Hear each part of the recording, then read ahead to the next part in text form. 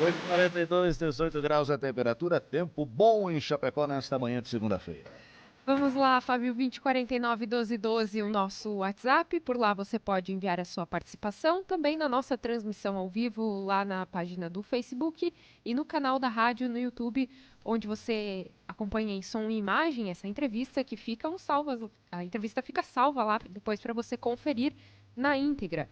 E já falando sobre as nossas participações através do WhatsApp, nós temos aqui a participação do Douglas, que questiona o seguinte: como o Renan, né, o pré-candidato, pretende lidar com a pressão atual da política brasileira, considerando que o capital político de Lula e do representante de Bolsonaro é muito grande, ainda mais com o uso da população como militância.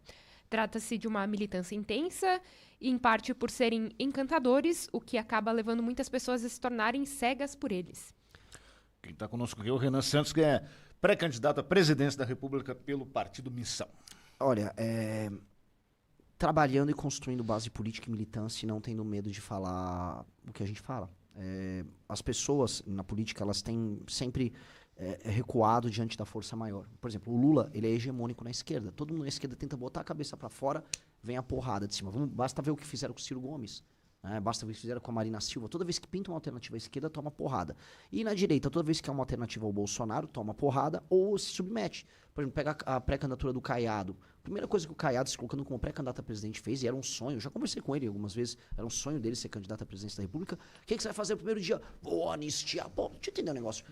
Você vai administrar um país como o Brasil, o teu primeiro ato como presidente da República é atender a um desejo do Bolsonaro. Você precisa ser tão capacho do Bolsonaro assim? Sabe? Então, o bolsonarismo acaba gerando os capachos. O PT também tem. O PSOL virou um partido de capacho deles. Eu não serei capacho de ninguém. E eu acho que nós temos problemas tão grandes que se você quiser resolver, você vai ter que ter coragem para enfrentar todo tipo de problema. E aí o lulismo e o bolsonarismo são só uma parte desses problemas. Mas assim, Renan, Missão, Partido Missão, número 14, e é um partido recente, né? Novo. Você hoje está na presidência da sigla e você é o pré-candidato à presidência da República. Nos estados, vamos citar aqui Santa Catarina, você me falou aqui no intervalo que é chapa cheia com os candidatos a deputado. E teremos, então, também uma missão na disputa pelo governo? Sim, a gente está com o candidato Marcelo, o Marcelo Brigadeiro, ele já está pontuando, numa das pesquisadas ele apareceu com 5,7%, e ele se colocou como pré-candidato agora em fevereiro. Então, tudo para nós vem sendo muito recente, é como se o partido ficou pronto em novembro do ano passado, eu comecei a pontuar nas pesquisas logo em seguida, e na própria pesquisa Atlas, na pesquisa que eles fizeram sobre predileção de siglas partidárias, a gente apareceu em quarto. PT, PL em primeiro disputando, e aí vem PSOL e Partido Missão, Missão em quarto.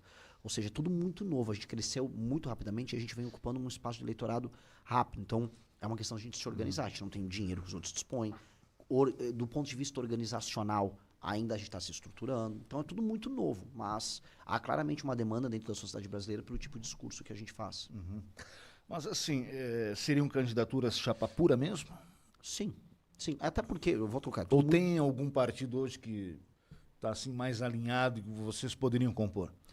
Ou é difícil? Eu acho que hoje, a questão, como o nosso partido é muito, muito novo, e a maior parte dos partidos no Brasil sequer achavam que a gente ia conseguir passar pelo julgamento no TSE, todo mundo ficou desprezando o que a gente estava fazendo. Então, a gente virou o ano, o Renan é pré-candidato, vai ter 0,1%. O talvez futuro senador por Santa Catarina, Carlos Bolsonaro, dizia a boca miúda, não, esse cara não vai aparecer nunca com 1%. Aí eu comecei 0, 1, 2, 3, vai subindo, e aí eles começam a ficar meio, né, mas o que está acontecendo aí? Então, a política vai se adaptar agora a isso, e já há em alguns lugares, vamos dizer, partidos que estão vindo conversar, ainda meio confusos. Mas estão vindo conversar. Em São Paulo, muitos partidos estão vindo conversar com o Kim, que o Kim aparece de 8% a 11% nas pesquisas para governador. Então o Kim já se tornou a terceira força ali para o governo do estado de São Paulo. Isso quase sem fazer pré-campanha para governo, dado que ele está trabalhando como deputado federal bastante. Bom, agora, como garantir presença assim, nesse debate nacional? Porque se a gente pegar por representatividade, fica difícil você ter ali tem um cálculo que é feito, né, para você ter a presença obrigatória nos debates, por exemplo, com os candidatos a presidente, né? Vocês estão trabalhando justamente essa questão aí de pesquisas para ter um percentual que faça com que as emissoras levem o partido? Sim, você tem que participar do debate público e não como uma caricatura. Então, veja, a imprensa, ela entende que existe uma coisa chamada esfera pública e debate público. Eu, por mais que boa parte da direita goste de falar mal da imprensa, eu entendo o papel da imprensa. Mesmo quando a imprensa não é justa comigo, não é correta comigo ou com o grupo qual eu faço parte. E a imprensa tem que entender, e ela está entendendo que nós estamos participando das discussões para as eleições de 2026 de maneira muito propositiva. Podem discordar das propostas, mas sabem que a gente tem proposta e que a gente está debatendo no Brasil. E elas estão vendo as pesquisas também. Então, a imprensa percebe que é importante que nós estejamos nos debates. E eu estarei nos principais debates televisivos brasileiros. Assim como, por exemplo, eu venho rodando em todo o país, visitando rádios, visitando televisões locais. A gente, para dar um exemplo claro, praticamente todos os lugares que eu vou, eu acabo visitando uma afiliada de uma grande rede de TV. E eles vêm abrindo espaço pra gente. Então, acho natural, né? Já que eles vêm abrindo espaço, eles também abrindo espaço no debate nacional. E aí entra uma coisa, se eu participar dos debates, nós vamos crescer muito, muito. Porque deputado federal é o Kim. É o Kim. E a gente não quis aceitar outros. Vem com um preço muito grande. Eu prefiro eu tentar construir o nosso caminho para os debates através da pré-candidatura sólida do que eu vender o partido para isso. Só que eu estava aqui pensando, né? O Novo surgiu com um discurso que depois modificou um pouquinho. Né? Aquela coisa de não usar verba pública, né? A gente refuga, a gente não quer. Isso foi se transformando também ao longo dos anos, que eles viram que não é bem assim.